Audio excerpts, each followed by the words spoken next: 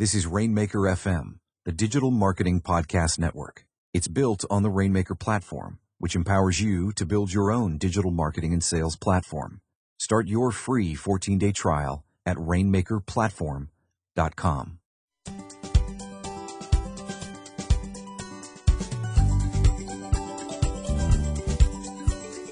Greetings, super friends. My name is Sonia Simone, and these are the confessions of a pink-haired marketer.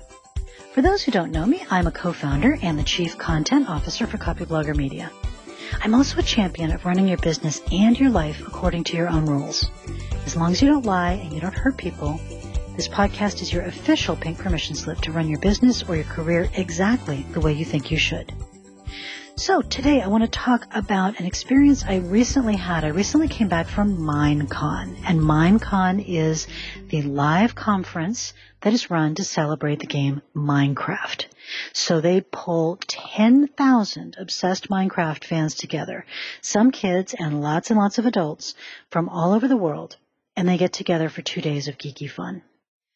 So, first thing we want to get out of the way, you are not going to create Minecraft. I am not going to create Minecraft. If any of us is ever lucky enough to touch the hem of the garment of a business that's successful, we will be lucky. It is unbelievably popular, especially for a game that is funny looking, that has graphics that would charitably be described as amateurish, that's hard to learn, has no real user manual for how to get started. And it was recently bought by Microsoft. Minecraft has more than 100 million registered users. And the latest information I'm finding is the second most popular computer game of all time after Super Mario Brothers. And it's the best-selling game ever on the PC. So, it's a funny thing, but if you think about business and you think about content and community and you look at Minecraft, you really want to figure out, why is this game so successful? It was never really expected to be this successful. The originator of the game certainly didn't think he was creating a multi-billion-dollar winner in any way. He was kind of playing around and having fun. And nobody who saw the game at first, people loved it, but they didn't think it would be this successful.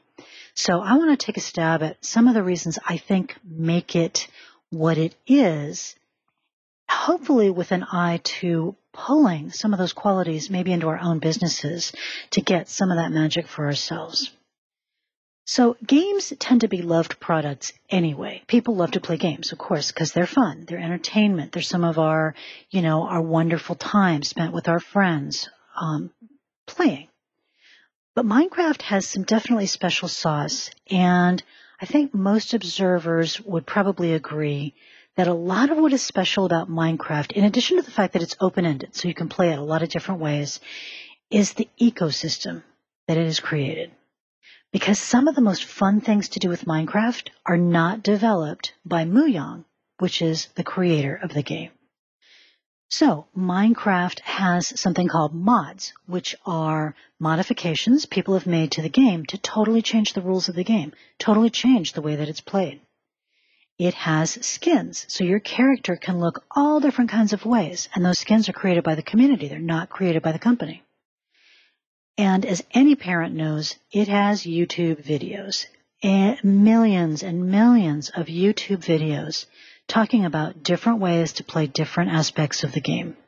So it was Microsoft that bought Mojang, but honestly, it could just have easily have been Google, because YouTube is arguably the most important way that people learn about Minecraft and share what they know about it.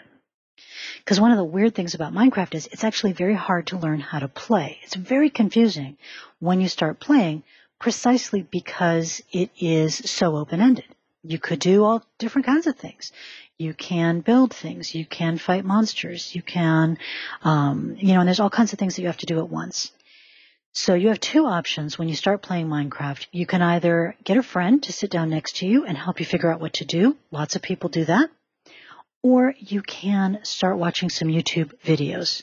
And there are YouTube videos about just any style of play you can imagine, from building really cool things to fighting all kinds of monsters to funny things like adventure maps and parkour, which is where you jump around on structures, and building entire cities or replicating the Starship Enterprise.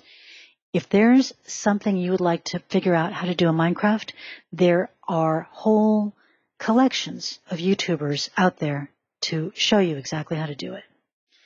And in a weird way, that difficulty, the difficult learning curve at the beginning of the process, pushes the gamer outside of her own bubble. So most games, we sit there in front of our computer or our device and we figure out the game and we play and we put hours of practice in on our own.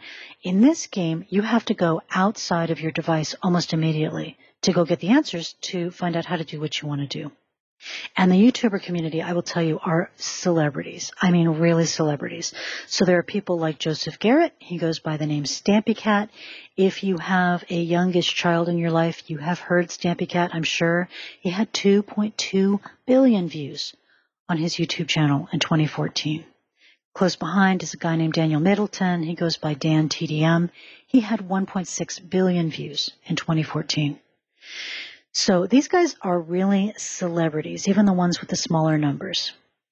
There's a very technical guy named Seth Bling who used to be a programmer for Microsoft, and he packed a 1,000-person capacity room at Minecon talking about something called command blocks, which are very technical, kind of a mini programming functionality within Minecraft. So if you don't have 100 million customers yet, and I definitely do not have 100 million customers yet, how do we pull some of this magic into our business? So here are a couple of thoughts that I have about it. First and foremost, I think the most important lesson is that Minecraft probably really would not have gotten off the ground if they had been serious control freaks about the game. So they left areas of permeability. They left areas in the game that kept the game safe. So it's not open to hackers, but it is open to modifications. So it embraced the mod community that creates these modifications to the game that can let you totally change the rules of the game and totally change the style of play.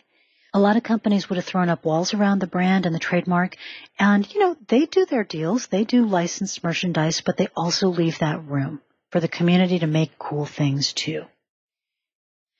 Because, there are a lot of knockoffs, especially on mobile. There are a lot of knockoff games on Minecraft. The concept of the game is not that complex. You have blocks and you make things out of blocks. But you can't knock off that ecosystem. You can't knock off that rich experience that are created by the mods, the skins, the resource packs, the YouTubers. So the knockoffs, they get downloads, they get views, and then the gamer gets bored and goes back to Minecraft. So I want to talk about 5 things that stand out to me about how Muyang Minecraft does things. And the first is one that is oft repeated in the social business world, which is any product that gets used by a community is more likely to create a community. So when technology let people play games with other people over the web, instead of, having to come to your house to sit around your console or sit around a deck of cards, the popularity of a lot of games exploded. People like to do things together. So if your product is used with other people, you have a big head start on creating communities and eventually maybe ecosystems. So the second thing that strikes me is looking for how you can create more room in what I call the ecosystem. So a community is a group of people who like your product, use it, feel like they're part of something larger by using your product. I'll talk about some examples of that a little bit in a couple of minutes. An ecosystem is where other people or other companies actually make some of the experience with you. The company doesn't make every piece of the experience. That is revolutionary. And there are other companies that do it, but there aren't very many. But if you think about with your project, with your business, with your Kickstarter, whatever it might be, is there some way that other people could help create and build on the experience of using your product or your service? Is there any way that you could create an ecosystem where other people bring their expertise to the table? And I'll talk about what that looks like.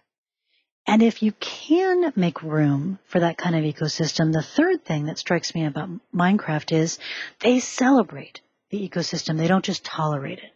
So they don't just allow people to create a resource pack, which is a collection of image files that totally changes what Minecraft looks like. So Minecraft notoriously looks very blocky and kind of primitive, but you can get resource packs that make it much more high resolution, much more beautiful, lots of different visual styles. Minecraft embraces that and welcomes it. They invited those YouTubers to the conference and gave them time on stage. They invited the people creating the modifications, the different game styles to its conference. None of those people works for the company, but they were celebrated at the conference and embraced. So if you can create an ecosystem, it's not just enough to make room for it. Then I think it's really important to open up and embrace and welcome, publicly celebrate the ecosystem for doing the work that they do. And why would we do that, right? Why would we give up control of our company? Why would we give up control of our user experience? The reason being, when you have certainly a community, but even more so an ecosystem that has co-created the experience, that ecosystem does the work of getting the word out. They do all the hard work of your advertising. Minecraft spends virtually nothing on advertising. They don't need to, because all over the world, 9 and 10-year-olds are talking to each other about Minecraft, and they're talking to each other about their favorite videos and their favorite style of play. So once you have created that rich collection of human beings getting together to make your product even more awesome, those human beings will be your evangelists. And that's why they have 100 million registered users. It's not because they bought all the advertising in the world. It's because they have an army of passionate users, not just kids, but adults as well, talking to each other about the game. And then the fifth thing that I think the Minecraft company does well is that change is inevitable. Change is part of the world we live in. It's especially true if you have a technology company or if technology touches your company. But within that environment of change, protect your community and your ecosystem. So when Microsoft bought Muyang, there was widespread worry/panic that Microsoft was going to come in and interfere with the ecosystem. So, for example, that they would stop people from being able to modify the game so freely. But, touch wood, Microsoft seems to get it. They seem to be embracing it. They understand that rich experience is why this game is so popular and successful. And instead of interfering with that ecosystem, they're right behind Muyang, celebrating it, embracing it, and maybe giving them some more resources to be able to do that even in a deeper way.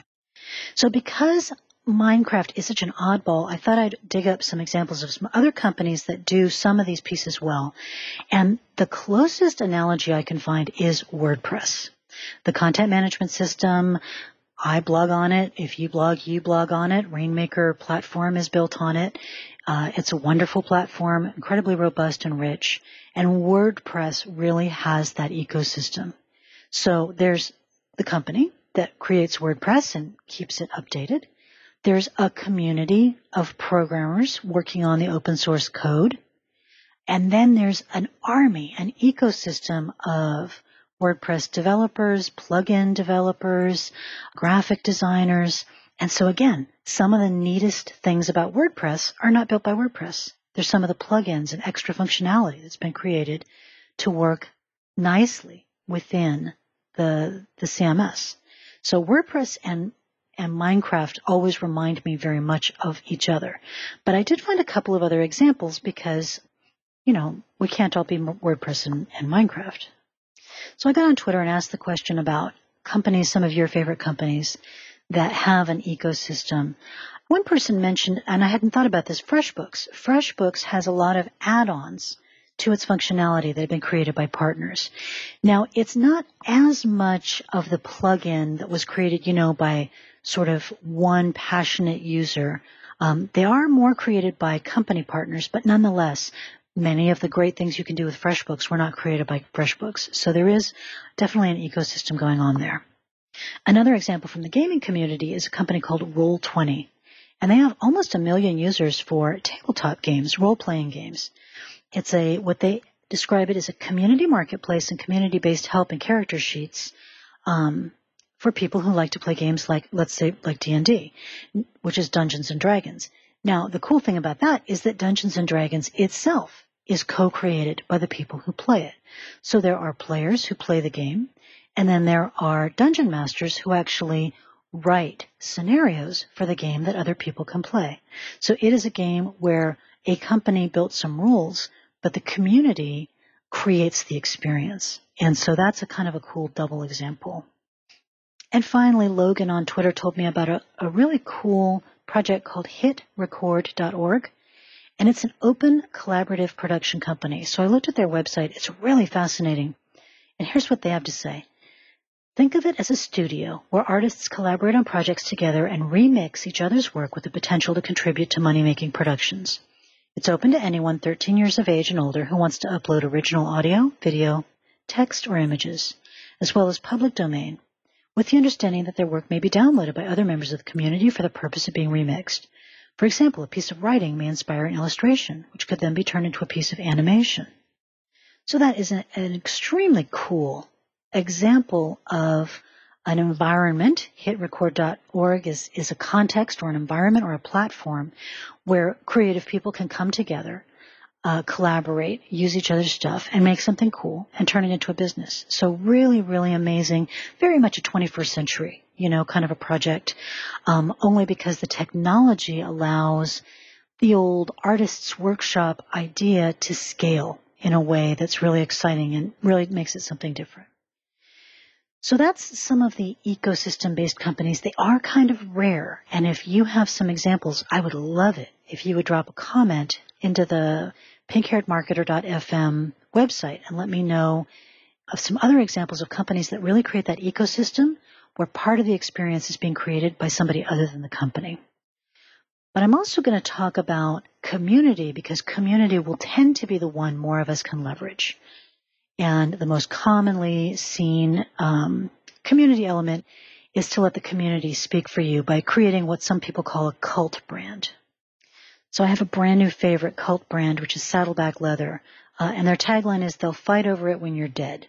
So it's a company. They make great stuff, very, very well-made stuff out of leather, mostly bags, briefcases. They make suitcases that are just epic. And I travel a lot. I would actually not use one of their suitcases because they're just not as practical as my super technical wheeled suitcase, but dang, they're beautiful. They are just beautiful. So, Saddleback, they have a small but really passionate following. I love something that the founder said on one of the pages on his site, which I have been compulsively reading and rereading for days now. He said, "We want to be a household name, but only in a few households." I thought that was just sort of beautiful. So they're really smart on social. They're very engaged. They have a great voice. They have a great product. They have they're really using sites like Instagram incredibly well because their stuff is beautiful. And there's no model photos on the site. So you can't see what the bag looks like on a person's shoulder, until you go out to social, Facebook or Instagram or Twitter, and see the photos that people have shared of themselves using the products. Really cool. The other one that you guys have heard me mention in the past was Goulet Pens, which is a fountain pen and good paper company online. Wonderful little business. I'm going to get Brian Goulet onto the podcast to talk about that business because I just think they're wonderful. I love how they do things. They really create a combination of content and community that really, really works. If Saddleback Leather and Goulet Pens ever get together, they will create something quite scary and beautiful. So I hope that will happen someday. But also think about something like the micro-lending groups, like Akiva. A lot of the charity groups are getting very smart about creating a cult brand with that charity, creating a memorable experience that people feel like they're part of something larger. So again, there are now hundreds and thousands of these kind of businesses, these niche cult brands. Hugh MacLeod called them global micro brands. And he was talking about this years and years ago. And I've never, this experience is only getting richer and more dynamic. If you have a favorite one, a little cult brand where you feel like you're part of something by owning their products and using their products, drop it into the comments because I think that would just be great fun to hear about. That is the community and ecosystem experience that almost all of us can create by creating something more remarkable, by engaging more with our audiences and our customers, by trying to build products and services that are really meaningful, and then creating that experience of community. That's something that almost all of us can do, even if, maybe we'll never be quite as cool and quite as amazing as Minecraft. We can create something really remarkable and beautiful that make people feel special and important for being part of. So that is it for today's Confessions of a Pink-Haired Marketer. The Confessions of a Pink-Haired Marketer are brought to you by the Rainmaker platform, the complete website solution for content marketers and online entrepreneurs.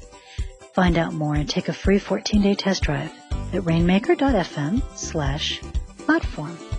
And it's just been wonderful talking with you today. I hope to see you again soon.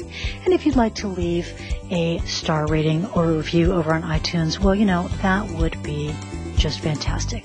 Thank you so much, and I'll see you next week. Take care.